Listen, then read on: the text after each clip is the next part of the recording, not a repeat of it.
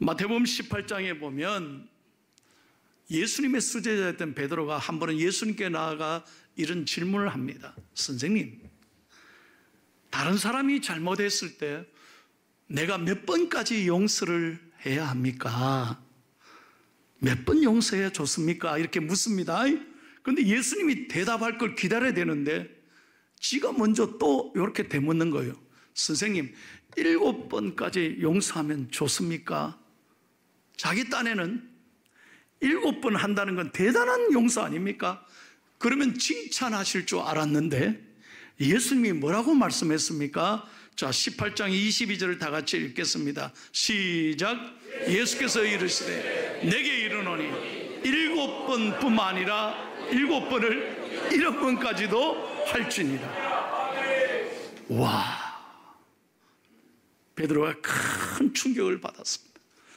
여러분, 7번을 7번까지 하라면 몇 번을 하라는 거예요? 77, 49에 공 하나 더 해봐요. 490번까지 용서해라. 여러분, 우리가요 490번까지 용서하란 말이 무슨 말입니까? 아무리 실수해도 같은 실수를 490번 실수하는 사람은 없을 겁니다. 그럼에도 불구하고 끝까지 용서를 비는 사람에게는 끝까지 용서해라. 아무리 죄를 지어도, 아무리 잘못해도, 오늘 찬양이 그거 아닙니까? 제 집에 눌린 사람은 예수님께 나오면 어떤 죄라도 다 사랑하시고 용서하시고 하나님은 받아주시는 아버지 하나님이시라는. 여러분, 우리도 오늘 하나님 앞에 나왔습니다. 돌아보면 부족한 게 참 많습니다. 지난 한 주간 남을 미워하기도 했습니다. 하나님 앞에 잘못한 것도 있습니다. 하나님은 아시잖아요. 그럼에도 불구하고 내가 실수하고 연약해도 하나님은 우리를 나무라지 않으시고 오늘 한 분 한 분을 하나님이 안아주시고 위로하시고 은혜 베푸시고 어떤 죄라도 하나님은 용서해 주실 줄로 믿습니다. 오늘 우리가 읽은 본문 말씀은 짧은 2절이지만 여기에 하나님의 엄청난 사랑과 용서가 기록되어 있습니다.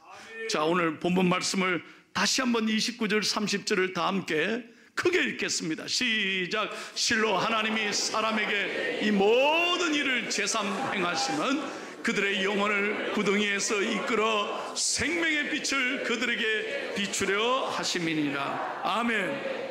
오늘 이 말씀을 공동번역 성경에는 이렇게 기록하고 있습니다. 아, 하나님께서 하시는 일은 모두 이런 일 2번이고 3번이고 사람을 이렇게 돌보아 주십니다. 사람의 목숨을 무덤에서 살려내시고 빛을 받아 생기를 되찾게 하여 주십니다. 할렐루야. 이렇게 저와 여러분이 용서와 사랑을 받은 사람이라는 거예요. 여러분 가운데 이 날씨도 좋은 날 교회 가야 되나? 뭐 한다고 교회 가노? 혹시 마음에 이런 불편한 마음을 가지고 억지로 할 수 없이 교회 나오신 분이 있습니까? 이래 제 눈을 피하지 마세요. 이래. 아닙니다. 저와 여러분 정말 오늘 건강하게 교회에 나와 앉아 계시면 여러분 복받은 사람입니다. 어제 전 세계 수많은 사람이 생명을 잃었습니다. 물론 병으로 생명이 다해 떠나신 분도 있지만 사건 사고로 여러 가지 어려움을 당해서 사랑하는 가족들에게 작별 인사도 못한 채 어제 목숨을 잃은 사람이 얼마나 많습니까? 많은 사람들이 단 하루만이라도 더 살았으면, 하루만이라도 더 살았으면 이 생명의 은총을 우리가 지금 누리고 있는 것입니다. 이게 얼마나 감사한 일이에요. 할렐루야. 오늘 그래서 이렇게 하나님 앞에 나와 성전에 나와 하나님을 노래하고 찬양하고 기도하고 하나님의 말씀을 들을 수 있으면 여러분은 축복받은 사람이라는 거예요. 시편 78편 38절을 다 같이 읽겠습니다. 시작. 오직 하나님은 긍휼하심으로 죄악을 덮어주시어 멸망시키지 아니하시고 그의 진노를 여러 번 돌이키시며 그의 모든 분을 다 쏟아내지 아니하셨습니다. 여러분, 우리 하나님이 심판하시는 하나님, 반드시 죄를 갚으시는 하나님이라고 하면 하나님 앞에 그때마다 만약 하나님 심판하신다면 누가 하나님 앞에 서 있겠습니까? 한번 생각해 보십시오. 하나님이 우리가 잘못을 저지를 때마다 재앙을 내리시고 벌을 내리시는 하나님이라면 우린 여기 아무도 못 서 있습니다. 얼마나 우리를 부족합니까? 얼마나 우리가 하나님 앞에서 실수하고 죄를 지을 때가 얼마나 많습니까? 그런데 하나님께서는 우리를 언제나 기다리시고 용서하시고 참으시고, 하나님은 우리에게 사랑을 베풀어 주시는 놀라운 하나님이신 줄로 믿습니다. 그래서 하나님께서는 이 세상의 많은 사람들이 예수님께 돌아오도록, 한 영혼이라도 예수님께 돌아오도록 하나님은 참고 기다리시는 거예요. 마태복음 24장 21절 22절에 보면 이 마지막 시대에 대하여 예수님이 이런 말씀을 하셨습니다.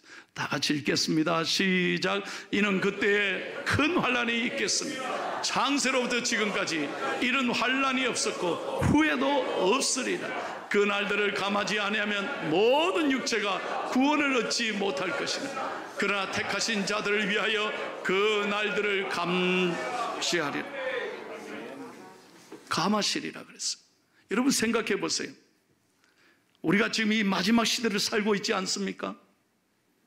지금 전 세계 여러분 현상을 보십시오. 지구온난화로 세계에 끊임없이 폭염과 또 홍수, 태풍, 집중호우, 전쟁과 기근, 또 수많은 재앙, 바이러스, 끊임없이 여러분 인간을 도전하고 있습니다. 정말 마지막 시대 아닙니까? 제가 미국에 17년을 살았습니다. 미국이요, 지금 놀라운 거라요. 놀라운 일이라는 거예요. 그렇게 덥다가 100일 동안 100도씨라면 엄청납니다. 50도가 다 돼가는 이 폭염이 사상 처음으로 열일 계속되고, 그러다가 그 사막에 지금 얼마 전에 폭우가 쏟아져가 난리를 또 하고 허리케인이 불어오고 지금 너무너무 살기가 힘들다는 거예요. 여러분, 세상이 아무리 편리하고 아무리 과학이 발달해도 수많은 이름 모를 질병이, 희귀병이 얼마나 많습니까? 바이러스 앞에 우리 꼼짝 못하지 않아요. 코로나가 지나간 것 같은데 끝입니까? 아닙니다. 우리 일상생활에서 이제 코로나를 흔히 볼 수 있습니다. 정말 마지막 때입니다. 그런데도 하나님은 말씀하십니다. 심판하지 않으시고 오늘 말씀, 택하신 자들을 위하여 그 날들을 감하시리라. 하나님이 참고 기다리시는 거예요. 하나님이 심판하지 않으시고 한 영혼이라도, 세상의 한 영혼이라도 하나님께 돌아오도록 하나님은 용서하시고 기다려주시고 끝까지 사랑하시는 하나님이시죠. 끝까지 사랑하시는 하나님. 세월은 우리를 기다려주지 않습니다. 여러분, 얼마나 금년도 빨리 지나갔습니까? 우리 인생 아무것도 아니라는 거예요. 저는 매 주일마다 장례를 집례합니다. 인생 아무것도 아닌 거예요. 권력이 영원합니까? 잠깐입니다. 명예가 영원한 것입니까? 아무것도 아닙니다. 여러분, 물질이 영원합니까? 물질은 있어야 합니다. 그러나 물질에 마음을 두고 살지 마십시오. 거기에 마음을 빼앗기면 욕심에 갇혀서 행복하지 못합니다. 매일매일 돈 때문에 돈 하다가 돌아버립니다. 여러분, 주식하는 사람 보세요. 일어나면 주식 쳐다보고 앉아가지고 매일 주식 오르락 내리락 하는 그거 보고 핑핑 돌아버려요. 그게 뭐라고? 무엇에 마음을 빼앗기고 삽니까? 물질이 아닙니다.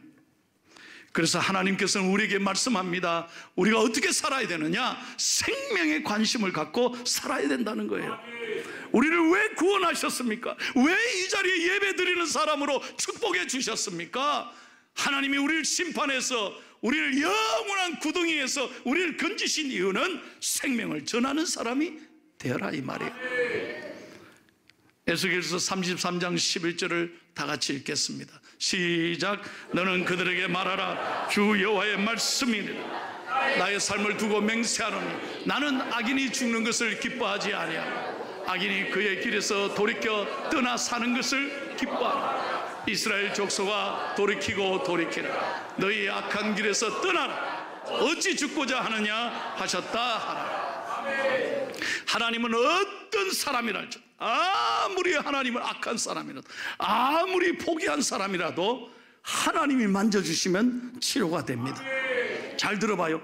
하나님의 사랑이 임하면 사람이 변화되는. 여러분 이분을 아십니까?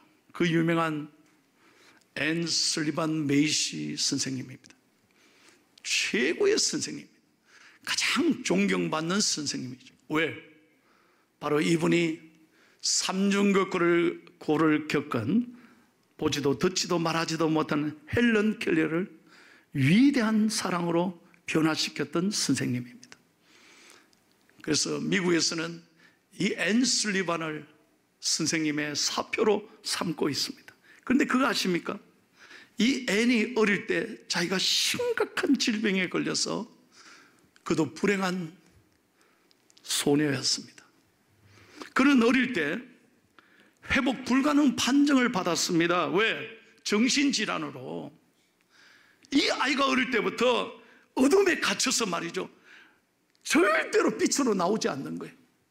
사람을 만나지 않습니다. 어릴 때부터 고래고래 고함을 지르고 하루 종일 발작하고 물건을 집어 던지고 완전히 어둠에 갇혀서 앤 슬리반이 살았다는 거예요.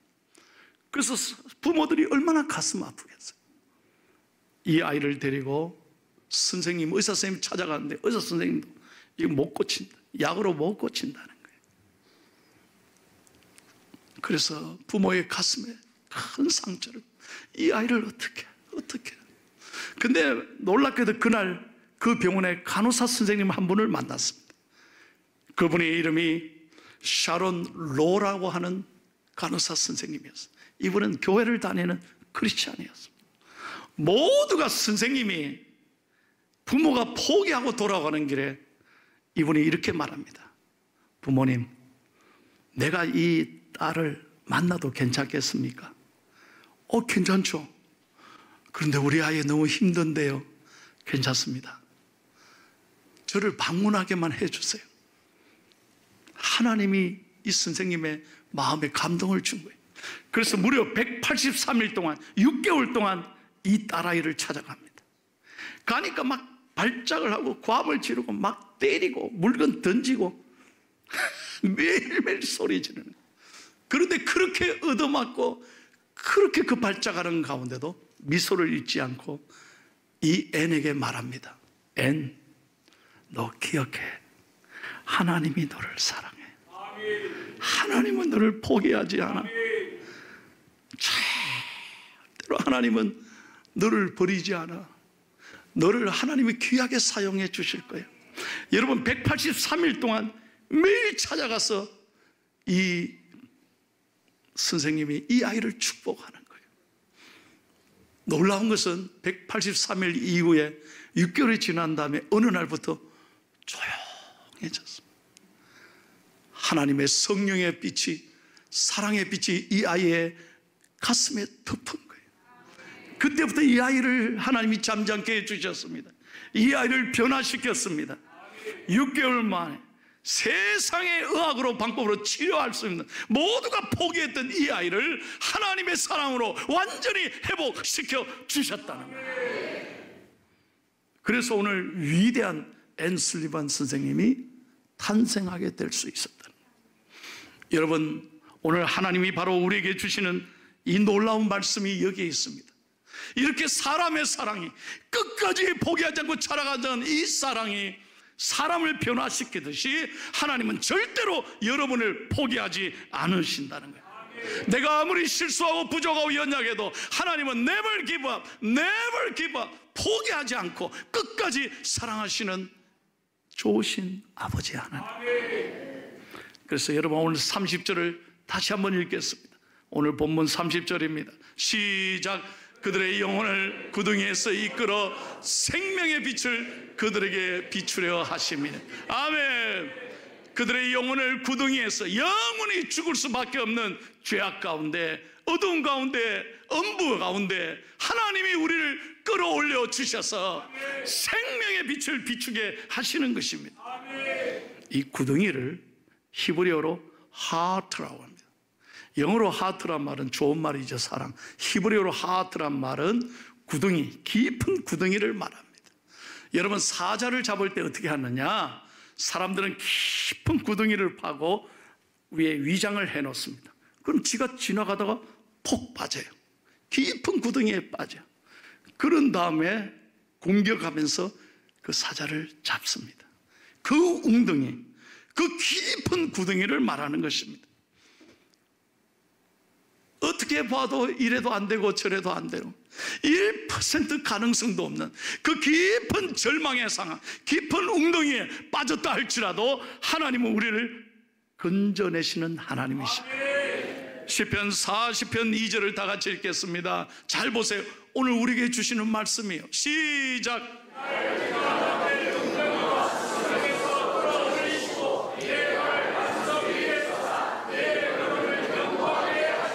아멘. 할렐루야.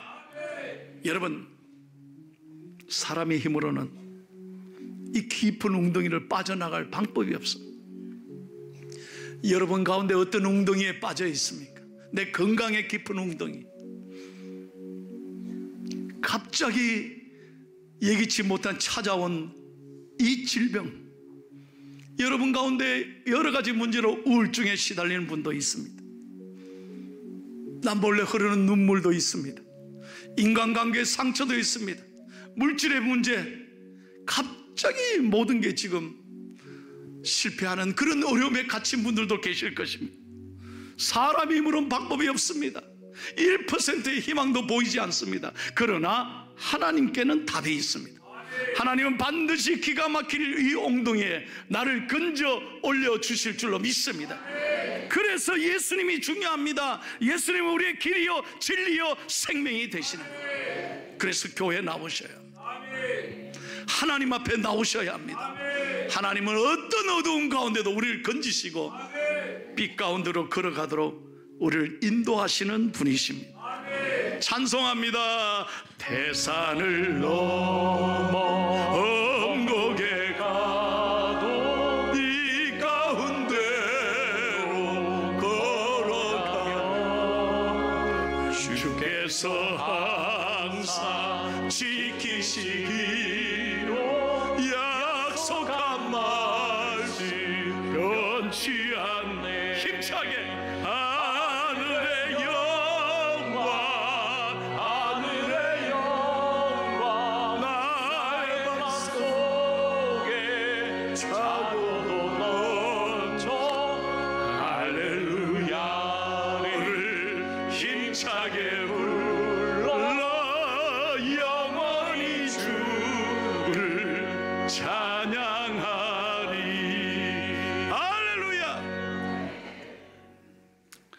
제가 얼마 전에 결혼식에 갔는데 신랑 신부가 이제 서로 언약을 하는 거예요. 사랑을 가족들 앞에서, 하객들 앞에서 언약을 하는데 내 평생 결혼식 가도 그 얘기에 너무 감동을 받는 거예요. 뭐라고 말하느냐? 신랑 신부가 그래요. 지금까지는 우리가 각자 다르게 보고 살았으나 이제는 같은 곳을 같이 보고 살겠습니다. 서로 다르게 보고 사나 봐. 아주 중요한 얘기예요. 사랑한다면 같이 보고 살겠다. 맞습니다. 그 부부가 오늘 여기에 앉아 있습니다. 누구라고 묻지는 마. 나는 그 얘기에 참 감동을. 여러분, 예수님과 같이 보셔야 된다 이 말이에요. 내 요 얘기 하려고 그래. 예수님은 어떤 어려움 속에도 우리에게 희망과 용기를 주십니다. 생명의 빛을 바라보고 계십니다. 근데 우리는 왜 자꾸 어둠을 바라보는 거예요? 문제를 바라본다 이거예요. 그러니 역사가 일어나지 않지. 여러분 오늘도 말씀 듣고 예배하면서 여전히 여러분의 어둠에 갇혀 있고 여러분의 상황에 갇혀 있고 문제에 갇혀 있으면 절대 오늘 설교가 은혜가 안 돼요. 그러나 믿음의 눈을 열어 우리를 사랑하시는 예수 그리스도를 바라볼 때, 주님과 함께 바라볼 때, 같은 곳을 볼 때 주님이 이끌어 가신다 이 말이에요. 이 비밀을 아셔야 됩니다. 오늘 믿음의 눈을 여시기를 축복합니다. 우리를 왜 구원하셨습니까? 왜 우리에게 이렇게 은혜를 주셨습니까? 생명의 빛을 비추게 하기 위해서다. 이것이 가장 귀한 사명입니다. 사랑하는 성도 여러분, 우리가 주님 앞에 서는 날 후회가 없기를 바랍니다. 우리 인생 언제 주님 앞에 갈지 모르잖아요. 세상의 어떤 재미나 세상의 욕심이나 세상의 헛된 것에 쫓아다니지 말고 복음을 위하여 생명을 구원하는 일에 우리 포항중앙교회 성도님들은 거기에 마음을 두고 일생 주님 앞에 영광이 되고 주님 앞에 서는 날 우리 모두가 사랑받고 칭찬받는 믿음의 삶이 되시기를 예수님의 이름으로 축원합니다.